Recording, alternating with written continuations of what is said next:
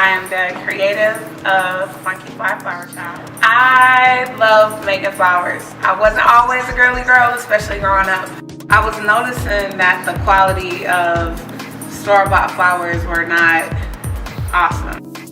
I had a flower bouquet, I had old buttons I was just throwing away in a jar from extra shirts, had an old pair of jeans I wasn't using anymore, and I created my first flower. It will be my first time doing the last ditch effort. It's gonna be funky, it's gonna be fun, it's gonna be a good time with everybody, and she brings such a diverse group of people together, and I think that's the biggest difference.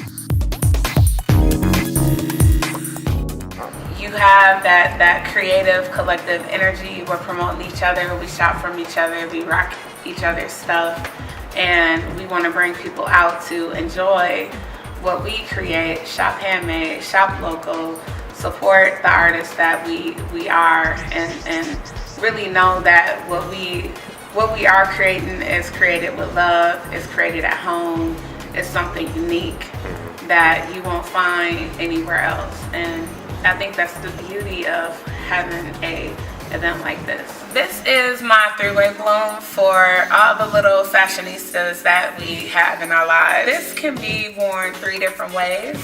On the back, there is a attachment for a hair clip, which can be removed. The headband can also be removed. And there's a cute little necklace loop for you to rock this 3 different ways. You can visit me via Facebook at Funky Fly Flower Child. You can also visit my website at www.funkyflyflowerchild.com. Definitely come and check out the last ditch effort this Saturday from 12 to 6.